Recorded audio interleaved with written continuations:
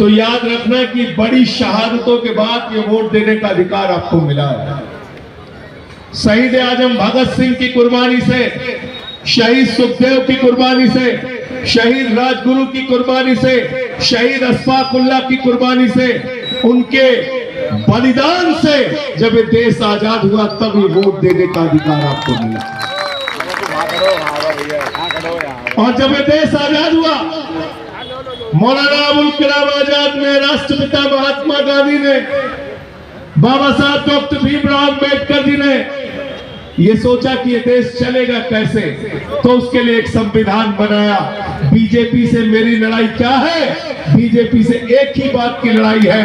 मोदी जी कहते हैं मेरे हिसाब से जागो, मेरे हिसाब से सो, मेरे हिसाब से खाओ, मेरे हिसाब से पहनो, मेरे हिसाब से चलो, मेरे हिसाब से झुको, मेरे हिसाब से उठो। मैंने कहा मोदी जी ये देश नरेंद्र मोदी के फरमान से नहीं, बाबा साहब के संविधान से चलेगा। गलत तो नहीं कह रहा हूं, गलत तो नहीं कह रहा हूं। किसी मोदी के फरमान से देश चलेगा क्या? मैंने नारा लगा दिया पार्लियामेंट में, मोदी अडानी भाई भाई, देश देश के खाई मलाई। मुझसे नाराज हो गए, बोले 6 महीने जेल में डालो इसको, सिसोदिया को जेल में डालो, संजय सिंह को जेल में डालो, सत्येंद्र जैन को जेल में डालो, अरविंद केजरीवाल को जेल में डालो। हमारी पूरी पार्टी को खत्म करने की कोशिश की गई, लेकिन मैंने कहा 6 महीने नहीं, पूरी जिंदगी भी जेल में रखोगे तो तुम्हारे आगे झुकेंगे नहीं। लड़ेंगे, लड़ेंगे, लड़ेंगे, पीछे तक आवाज आनी चाहिए, लड़ेंगे, लड़ेंगे।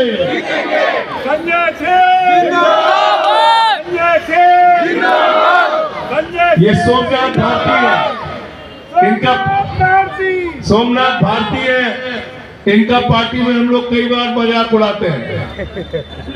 क्या मजाक उड़ाते हैं? हम कहते हैं 24 घंटे के विधायक है, सोते समय भी विधायक रहते हैं। रात में 3 बजे भी फोन कीजिए और कोई इमरजेंसी हो तो सीना तान के आपके लिए सोमनाथ भारती खड़े रहते। नहीं खड़े रहते? बताओ, खड़े रहते नहीं खड़े रहते? जिस आदमी ने 11 साल से आपकी मजदूरी की है, उसको मजदूरी मिलनी चाहिए कि नहीं मिलनी चाहिए? 11 साल आपकी सेवा की है तो मजदूरी मिलनी चाहिए कि नहीं मिलनी चाहिए?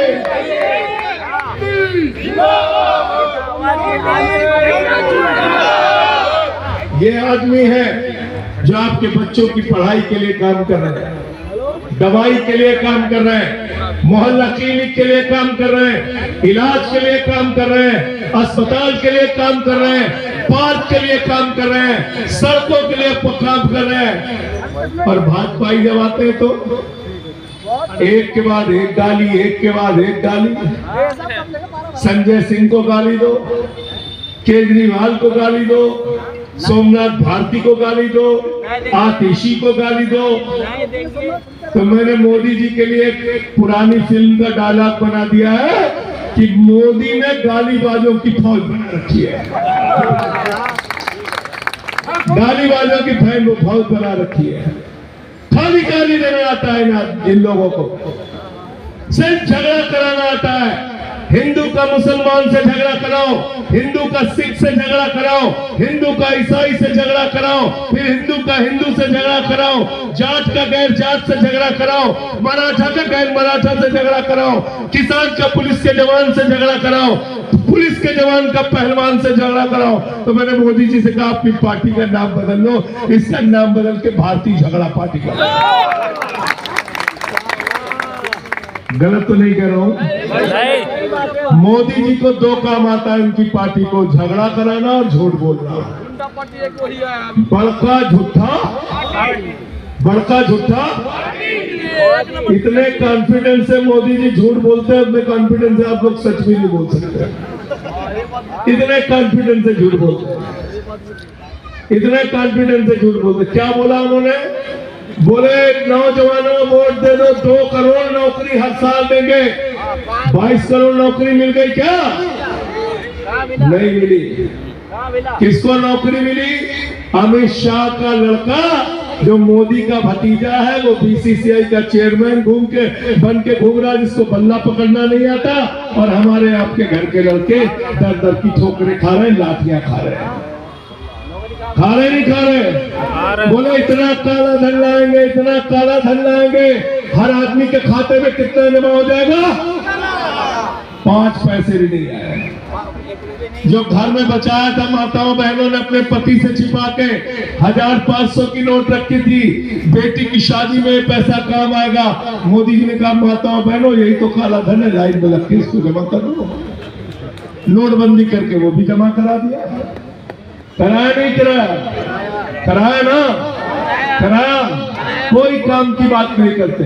हमारे यहाँ यूपी में गए चुनाव प्रचार करने, जानते होंगे हमारे सपा के नेता, वहां मोदी जी ने कहा चिंता मत करना, गोबर से हम आपको रोजगार दे देंगे। हमने कहा तुम्हारे दिमाग में गोबर फंसा हुआ है, तुम और क्या कर सकते हो?